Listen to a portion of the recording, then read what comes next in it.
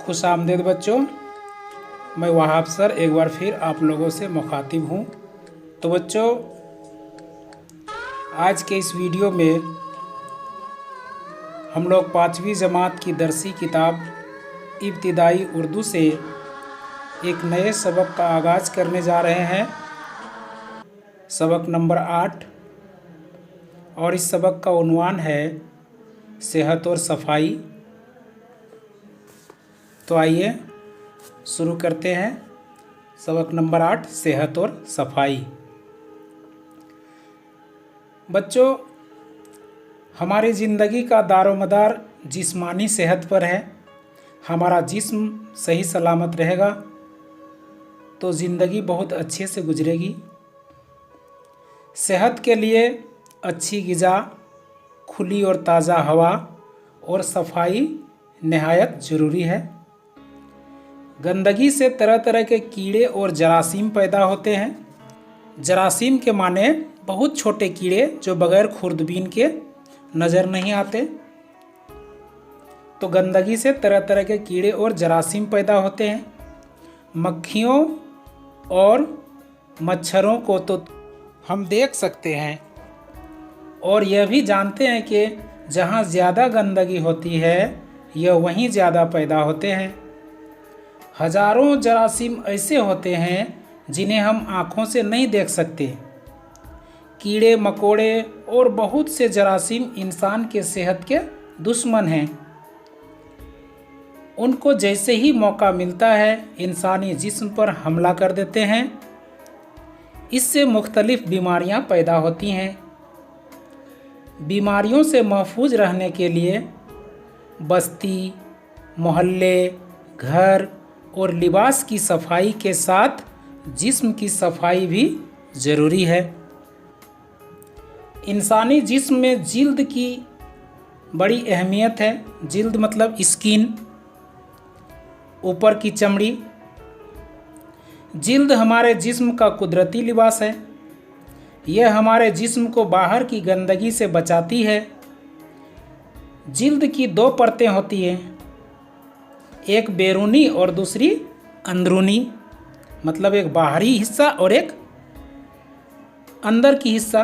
बैरूनी परत यानी कि वह हिस्सा जो हमें नज़र आता है। इसमें रगें नहीं होती। रगें मतलब नस। और जिल्द के बैरूनी हिस्से में रगें नहीं होती।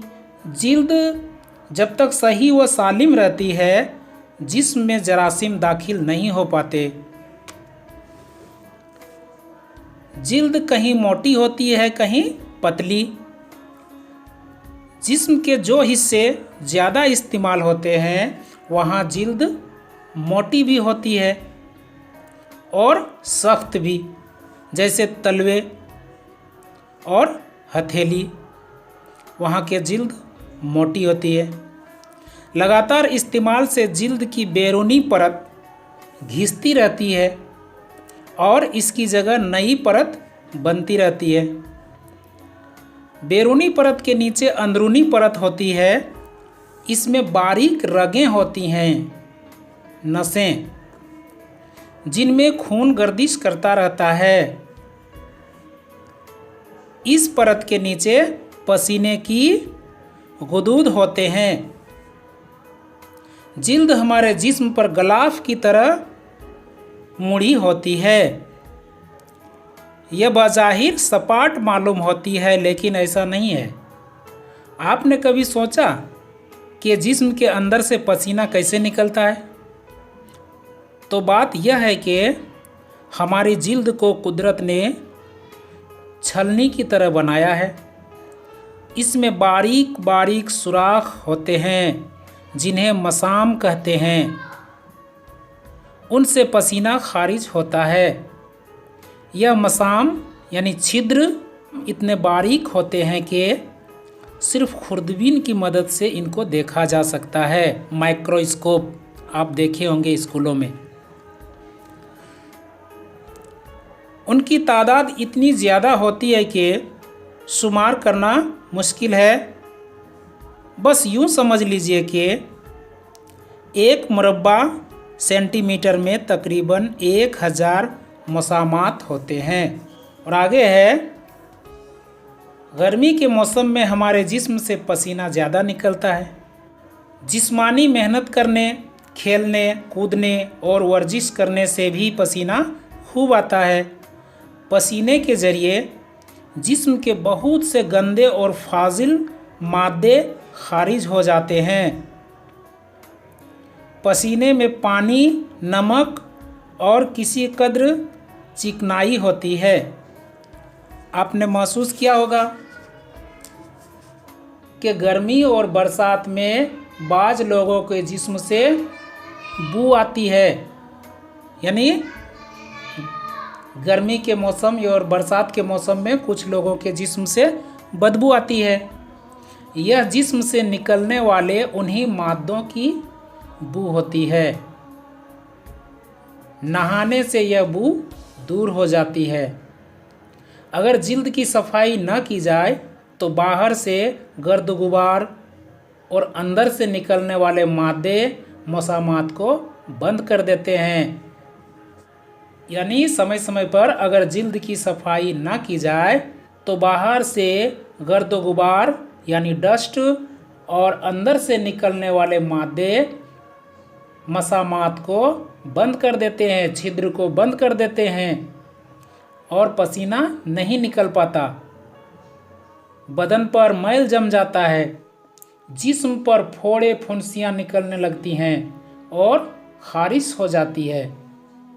जिस्म से गंदे मादे खारिज ना होने पर तबीयत में सुस्ती और काहिली पैदा होने लगती है। जिस्म को साफ रखने के लिए नहाना ज़रूरी है ताकि पसीने के ज़रिए निकलने वाले मादे जिल्द पर ना जम जाएं और मसामात खुले रहें। जिस्म के जो हिस्से ज़्यादा खुले रहते हैं उन पर गर्द गुबार भी ज़्यादा जमता है, तो उनका बार बार धोना मुफीद है, बेहतर है। नहाने का मतलब सिर्फ पानी डालना नहीं, बल्कि जिस्म को अच्छी तरह रगड़ रगड़ कर साफ करना चाहिए।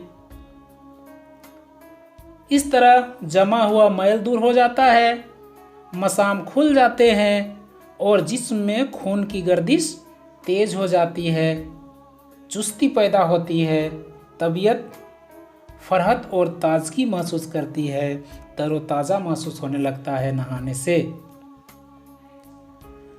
नहाने के लिए ताज़ा व साफ पानी अच्छा होता है। मौसम के एतबार से गर्म या ठंडे पानी से भी नहाया जा सकता है। साबुन लगाने से मैल आसानी से दूर हो जाता है। नहाने के बाद जिल्द और बालों को तौलिए वगैरह से अच्छी तरह खुश्क कर लेना चाहिए, सुखा लेना चाहिए। खाना खाने, वर्जिश या जिस्मानी मेहनत करने के फ़ौरन बाद नहाना ठीक नहीं है। सुबह सवेरे नहाना सबसे अच्छा है। बदन की मालिश भी जिल्द के लिए मुफीद है। समय समय पर बदन की मालिश भी होनी चाहिए। इससे दौरान खून भी ठीक रहता है। दौरान खून मतलब खून की गर्दिश, यानी जिस्म में खून का चक्कर लगाना को दौरान खून कहते हैं, तो वो भी ठीक रहता है और जिल्द भी नरम रहती है। तो बच्चों, इस सबक में इतना ही। आइए हम लोग अब इस सबक में आए हुए कुछ मुश्किल अल्फाज को देखते हैं, लफ्ज़ और माने। दारोमदार, दारोमदार कहते हैं बुनियाद या असल। जरासीम, बहुत छोटे कीड़े जो बग़ैर खुर्दबीन के नज़र नहीं आते। अंदरूनी, अंदरूनी कहते हैं अंदर का। बैरूनी, बैरूनी कहते हैं बाहर का। गर्दिश, घूमना, चक्कर काटना, उसको गर्दिश कहते हैं। गदूद, जिस्म के अंदर की गांठ या गिल्टी, उसको गदूद कहते हैं। खुर्दबीन वह आला जिससे छोटी चीज़ें बड़ी नज़र आती हैं, जिसको इंग्लिश में माइक्रोस्कोप भी कहते हैं। फाजिल, फाजिल का मतलब होता है ज़रूरत से ज़्यादा या फिर गैर ज़रूरी। फ़रहत, फ़रहत कहते हैं ताज़गी को या सुरूर को। दौरान खून, खून की गर्दिश या जिस्म में खून का चक्कर लगाना। गौर कीजिए। तो बच्चों, तंदुरुस्ती के लिए जिस्म की सफाई बहुत ज़रूरी है। घरों में और आसपास मक्खियाँ, मच्छर और दूसरे कीड़े मकोड़े पैदा ना हों, इसके लिए कीड़े मार दवाओं का इस्तेमाल करते रहना चाहिए। और बच्चों, आज के इस वीडियो में इतना ही, और हम लोग इस सबक में दिए गए सवाल और जवाब को अगले वीडियो में हल करना सीखेंगे। आप लोग ज़रूर देखेंगे। तब तक के लिए खुदा हाफिज़।